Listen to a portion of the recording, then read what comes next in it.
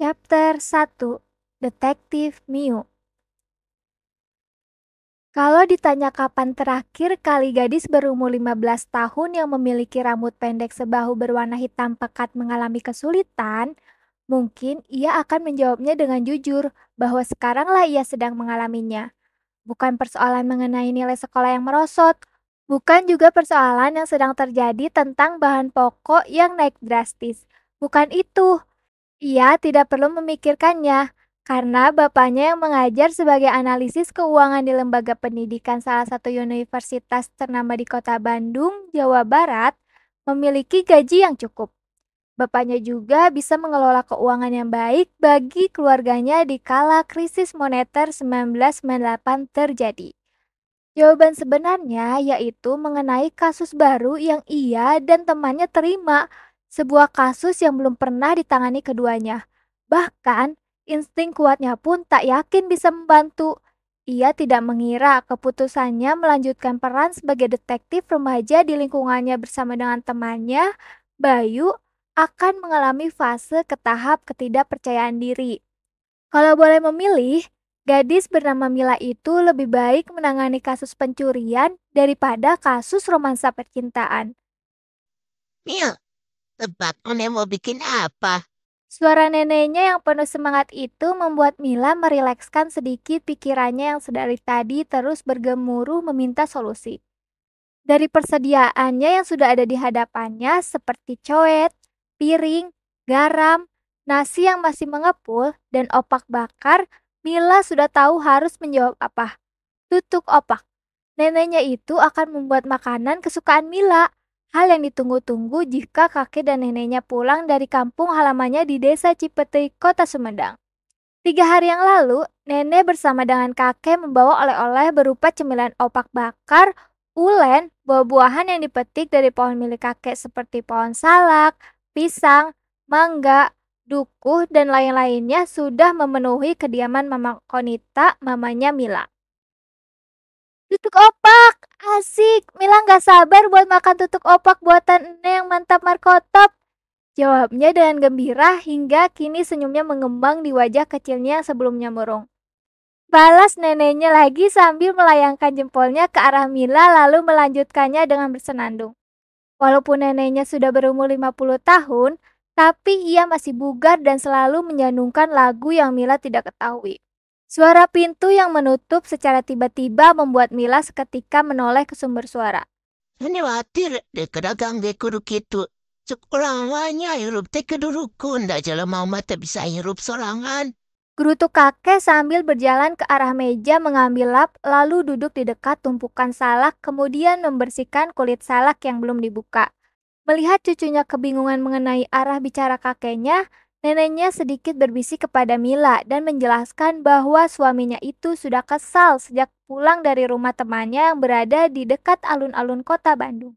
Temannya yang merupakan keturunan Tionghoa diketahui masih menempelkan label milik pribumi di ruko miliknya. Kakek merasa geram dengan kondisi di negerinya saat ini. Sebuah diskriminasi yang membuat seseorang tidak berani menampakkan wajah aslinya hanya karena takut akan hilang seperti cerita di televisi dan radio 4 bulan yang lalu. Padahal, kalau boleh dibandingkan, di kota Bandung sendiri tidak separah yang terjadi di kota Jakarta. Tapi temannya itu terus mengaktifkan mode waspada demi keselamatan. Mila juga tidak mengerti kenapa semua ini bisa terjadi. Kenapa harus ada pertumpahan darah dalam meraih sesuatu untuk kali ini? Bukankah negara Indonesia sudah merdeka? Atau merdeka itu hanya status pura-pura yang diperlihatkan hanya demi kepentingan semata? Demokrasi yang digembar-gemborkan pun seperti hanya kata untuk terlihat menawan di buku pelajaran sejarah atau pendidikan Pancasila dan kewarganegaraan. Menurut Mila, ia lebih baik sakit hati melihat orang-orang sebangsanya mati di tangan negara lain yang menjajahnya dahulu, ketimbang harus sakit hati dan membenci orang yang membunuh sebangsa setanah air. Seperti yang ia dengar mengenai berita di radio atau televisi tentang banyaknya keturunan Tionghoa yang diperkosa dan pada akhirnya memilih diri. Juga mahasiswa yang meninggal dunia karena tertembak peluru saat berusaha menyuarakan pendapat akibat bobroknya negeri ini. Mama Konita yang mengetahui anak sematawayangnya tahu dengan apa yang sedang terjadi sempat khawatir karena ia merasa Mila belum cukup umur untuk mengetahui itu semua. Ia sempat membatasi akses televisi, radio, bahkan sambungan internet agar anaknya tidak mencari tahu lebih dalam.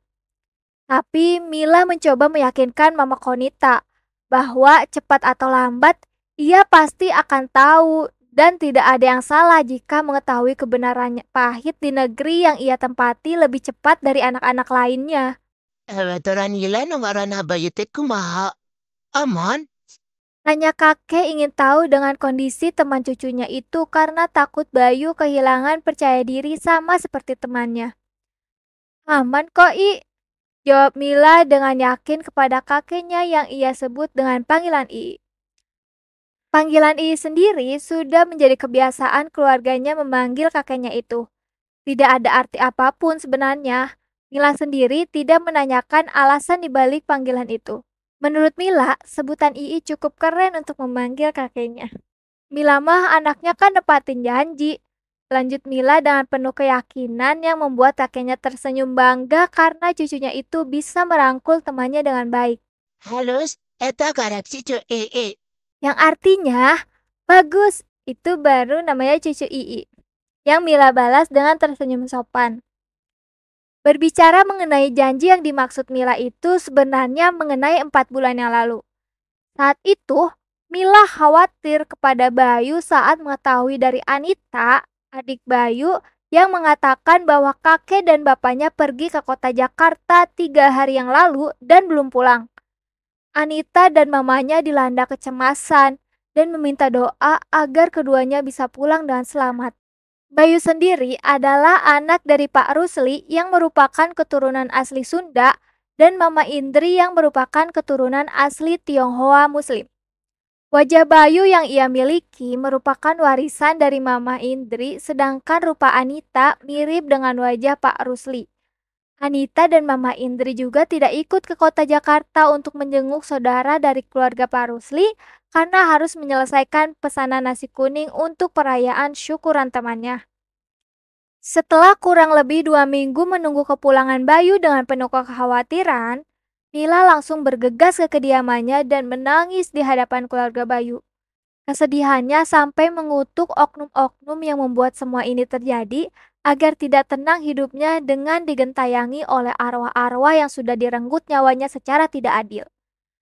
Pak Rus, Mila mohon jangan bawa pergi Bayu kemana-mana. Jangan keluar kota apalagi ke luar negeri. Di sini aja udah, nggak usah pindah-pindah. Mila janji bakal jaga Bayu. Kalau ada yang nakal, nanti Mila marahin. Nanti Mila doain gak punya teman juga. Kata Mila yang saat itu mengatakannya sembari menangis. Diketahui bahwa Pak Rusli dan Bayu bisa pulang dengan selamat karena Pak Rusli berhasil mengelabui orang-orang dengan wajah asli pribuminya dan strategi Bayu yang pura-pura tertidur dengan ditutupi kain. Ketika ada yang menghentikan mobil yang dipinjamnya dari tetangga sebelah dan bertanya kepada anaknya yang ditutupi kain, Pak Rusli akan menjawab bahwa anaknya sedang sakit cacar dan takut menularkannya. Gak akan kemana-mana, Pak Rus, Bayu, Mama Indri, sama Anita. Kita tetap di sini. Lagian Bayu mah gak usah dijaga atuh. Harusnya juga dia yang jaga kamu. Kata Pak Rusli sambil menenangkan Mila dengan mengelus pundaknya agar merasa tenang.